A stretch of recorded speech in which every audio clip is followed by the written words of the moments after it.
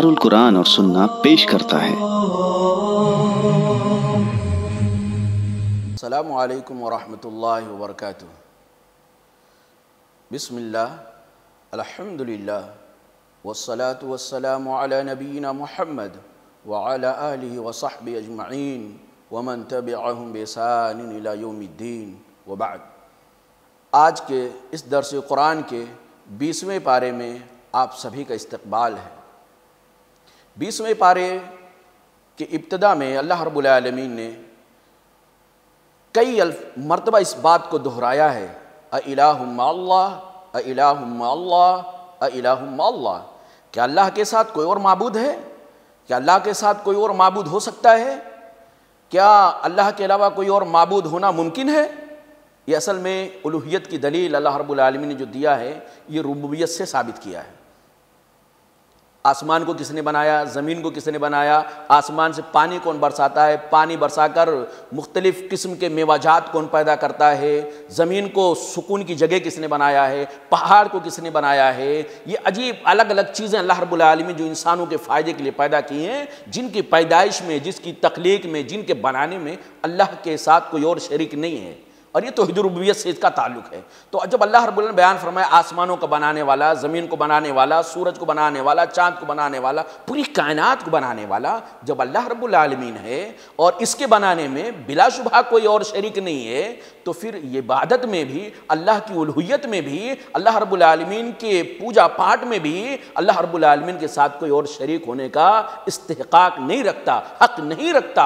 अल्लाह ने बयान फरमाया इलाहुम अल्लाह, क्या ये सब काम करने वाला जब अल्लाह रब्बुल आलमीन है, अकेले अल्लाह रब्बुल आलमीन है, तो क्या इबादत में अल्लाह के साथ कोई शरीक हो सकता?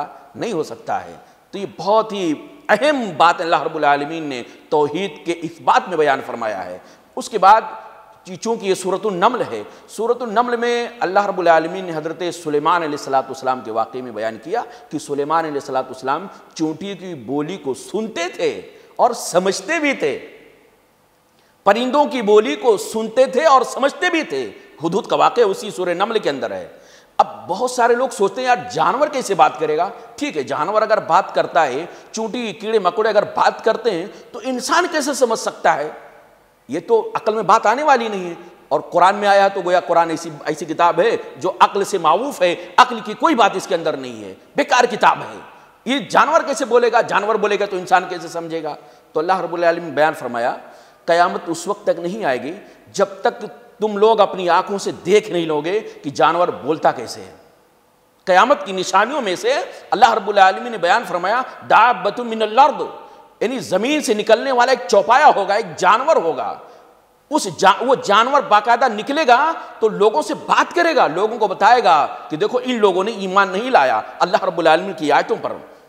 अल्लाह रब्बुल आलमीन की आयतों के अंदर था, अल्लाह रब्बुल आलमीन के हकामात के अंदर था कि हज़रत सुलेमान अलैहिस्सलाम चूंटी से बात किए, सुलेमान अलैहिस्सलाम परिंदों से बात करते थे और ये मुमकिन था। और ये लोग जो नहीं मानते, तो आप देखो तुम्हारे सामने जानवर आ गया है क़यामत के करीब जो तुमसे बात कर रहा है और तुम उसकी बोली समझ रहे हो। ये दापतुल अर्द क़यामत की निशानियों में से जो 10 निशानियाँ अल्लाह के रसूल सल्लल्लाहु अलैहि वसल्लम बयान फरमाया, उन 10 निशानियों में से ये है। अल्लाह के रसूल सल्लल्लाहु अलैहि वसल्लम कहते हैं सुबह सूरज मगरिब से निकलेगा, सुबह सूरज क़यामत की बड़ी निशानियों में से सुबह सूरज मगरिब से निकलेगा और चाश्त के वक्त यानी ज़मीन से एक चौपाया निकलेगा, जानवर निकलेगा जो लोगों से बात करेगा और लोगों को यकीन हो जाएगा कि यकीनन रब के कुरान में, रब के कलाम में जो बात थी वो बिल्कुल इंसाफ पर थी और वो हक थी। हम लोग नहीं मान रहे थे तो हमारी गलती थी। लेकिन ये उस वक्त का मामला है जब क़यामत करीब आने वाली होगी।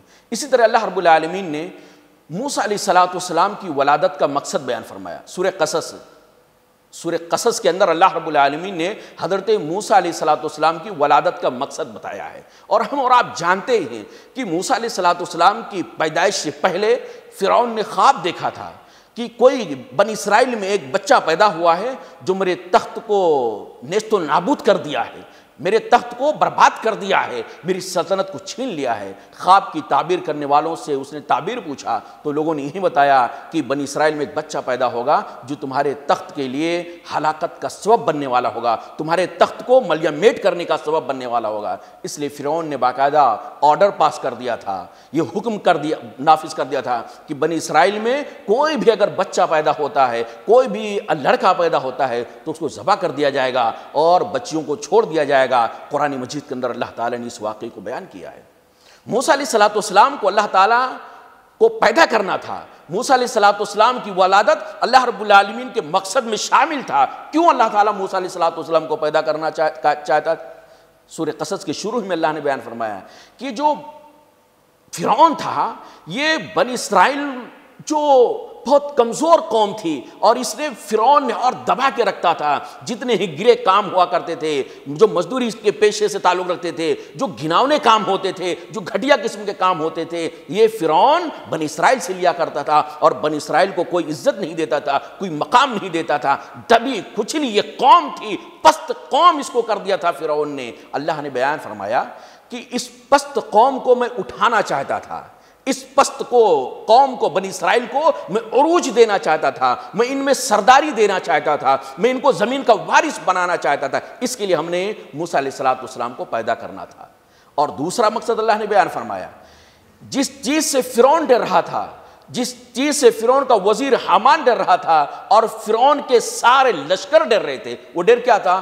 ایک بچہ بنی اسرائیل کا پیدا ہوگا اور ہماری تخت کو تباہ و برباد کر دے گا۔ یہ جو ڈر تھا نا، اس ڈر کو صحیح ثابت کرنا تھا اور اس کو چیلنج کرنا تھا کہ تو بھی اپنے آپ کو انا ربکم الاعلی کا دعویٰ کرتا ہے، میں سب سے بڑا رب ہوں، تو ٹھیک ہے ایک رب تو بننے کا دعویٰ کر رہا ہے اور ایک رب وہ یقیناً کائنات کا رب ہے، دونوں میں مقابلہ ہو جائے پھر دیکھتے ہیں کون جیتا ہے۔ رب العالمین لطیف ہے، کئی جگہ اللہ تعالیٰ نے اپنی صفت کو بیان فرمایا، لطیف ہے۔ لطیف کا مطلب ہوتا ہے اتنی باریکی کے ساتھ، اتنی خاموشی کے ساتھ، اتنی سائلنٹ انداز میں اپنے کام کو اللہ تعالیٰ کر بیٹھتا ہے اور کر گزرتا ہے کہ کسی کو بھنک بھی نہیں لگتی ہے، کسی کو ہوا بھی نہیں لگتی ہے۔ بڑے سے بڑے کام، عظیم سے عظیم کام، جس کو پوری دنیا روکنے کے لیے سپر پاور مل کر کے اس کو روکنے کے لیے ایڑی چوٹی کا زور لگاتے ہیں، لیکن اللہ تعالیٰ کی ذات وہ ہے جو لطیف ہے، اپنے پلان کو بڑے ہی باریکی کے ساتھ، بڑی خاموشی کے ساتھ پائے تکمیل تک پہنچا دیتا ہے۔ بنی اسرائیل یعنی فرعون بنی اسرائیل کو قتل کر رہا تھا، ان کے بچوں کو مار رہا تھا۔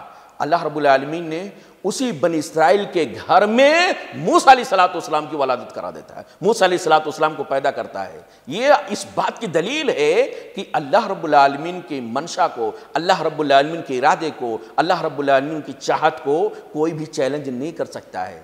یعنی میں بتانا چاہتا ہوں اس وقت جو مسلمانوں کی حالات ہے، پوری دنیا کے اندر لوگ مسلمانوں کو نہ جانے کتنی نفرت کے ساتھ دیکھ رہے ہیں۔ اکثر لوگوں کی بات نہیں کر رہا ہوں، چند لوگ ایسے ہیں جو مسلمانوں سے، اللہ کے نیک بندوں سے دشمنی لیتے ہیں اور دشمنی کر کے بیٹھے ہوئے ہیں اور یہ چاہتے ہیں مسلمانوں کو اس دنیا سے نیست و نابود کر دیں گے۔ ان کو فرعون کے واقعے سے عبرت لینی چاہیے کہ فرعون موسیٰ علیہ السلام کو، صرف ایک معصوم سے بچے کو دنیا میں نہ آئے اس کے لیے اس نے ہزاروں بچوں کو قتل کر دیا تھا، لیکن وہ بچہ آ گیا جس کو مارنے کے لیے ہزاروں بچوں کو مارا تھا، وہ ہزاروں بچوں کو تو مار لے گیا، لیکن جس کے لیے مار رہا تھا وہ بچہ اس دھرتی پر آ گیا، کیونکہ عرش والے کے سامنے کسی کی نہیں چلتی ہے۔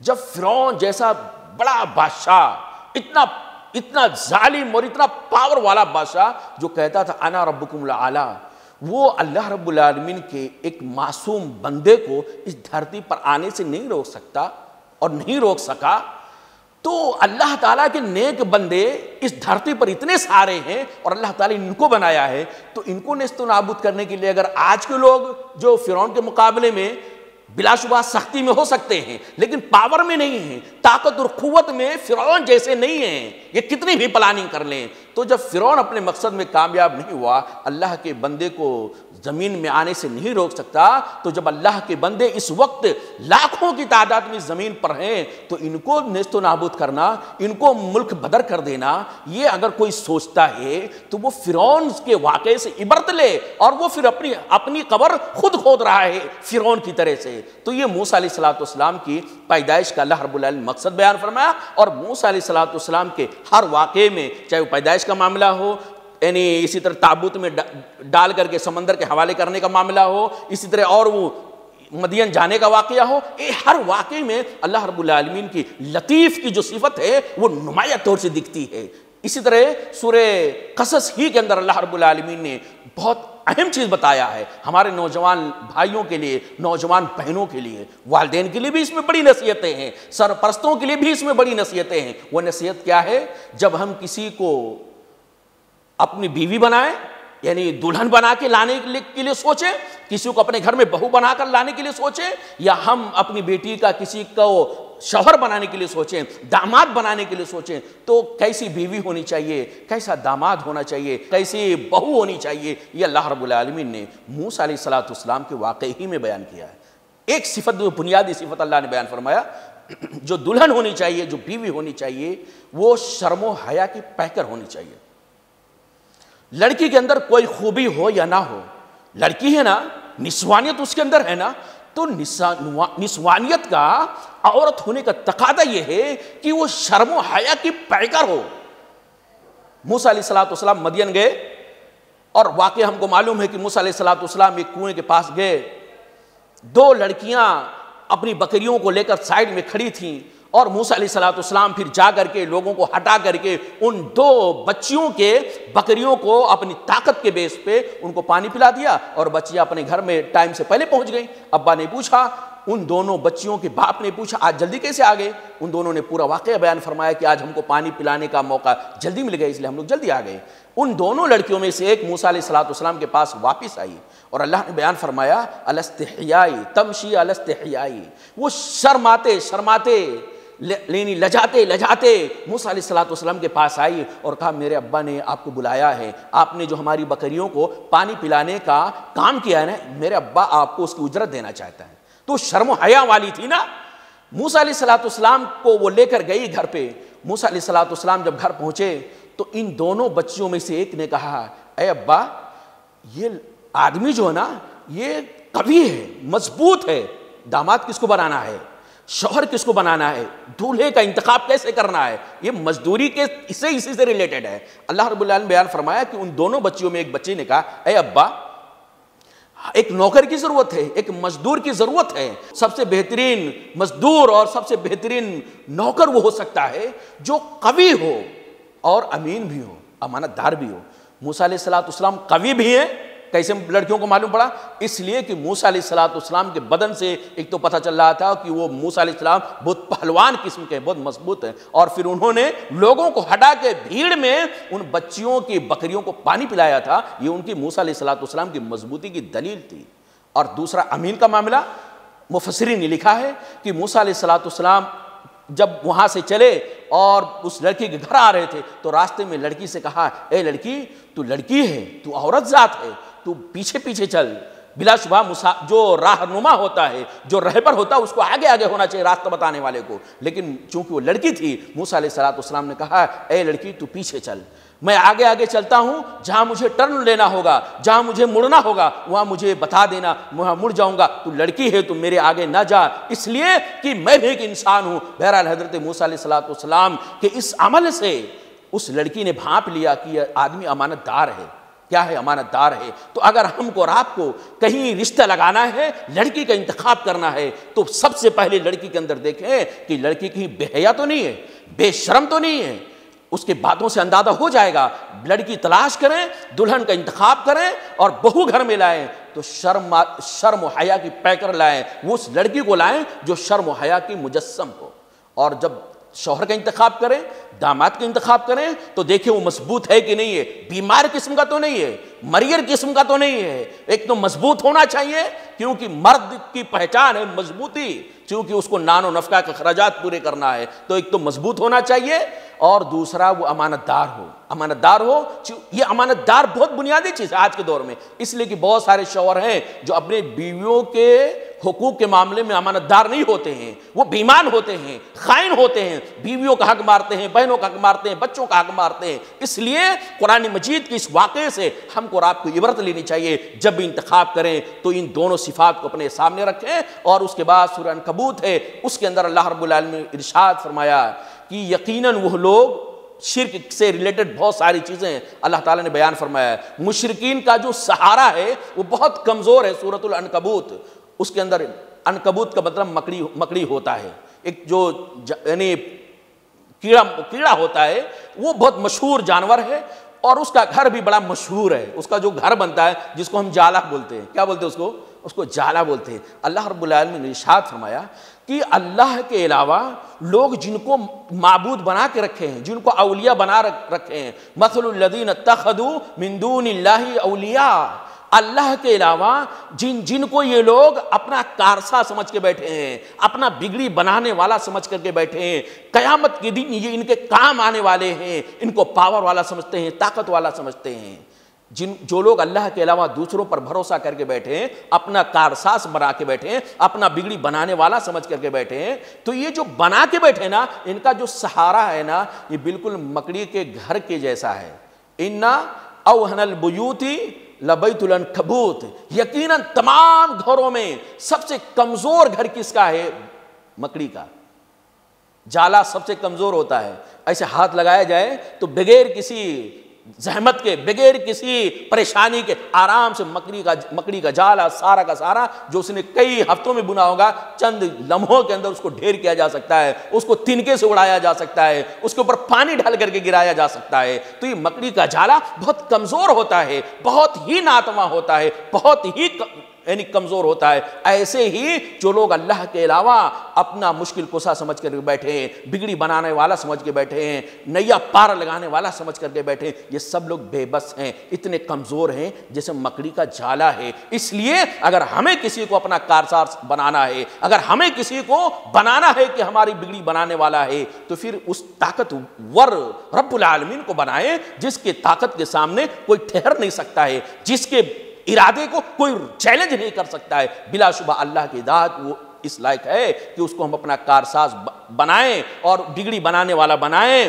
مصیبت کی گھڑی میں کام آنے والا بنائیں، وہی اللہ اس لائق ہے۔ اللہ رب العالمین سے دعا ہے کہ رب العالمین اس درس قرآن کو قبول فرمائے، ہم تمام ناظرین کے اس درس کے سننے کو، دیکھنے کو اور اس کے لیے وقت نکالنے کو رب العالمین میدان محشر کے ہولناکیوں کو آسان بنانے کا ذریعہ بنائے۔ رب العالمین اس کو قبول فرمائے، اخلاص عطا فرمائے، اور رب العالمین اس قرآن کا جو درس ہے اس کے ذریعے سے ہم سب کے دلوں کے اندر ایک جوش، ایک ہمت، ایک حوصلہ پیدا فرمائے قرآن مجید کو خود ترجمے کے ساتھ پڑھنے کی۔ رب العالمین ہم سب کو اس کی توفیق دے، آمین۔ وآخر دعوانا ان الحمدللہ رب العالمین، والسلام علیکم ورحمۃ اللہ وبرکاتہ۔ ہمارے YouTube چینل کو سبسکرائب کیجئے، لائک کیجئے، فارورڈ کیجئے اور بیل آئیکن ضرور دبائیں تاکہ آپ کو ہمارے اسلامک ویڈیو کی نوٹیفیکیشن ملتے رہیں۔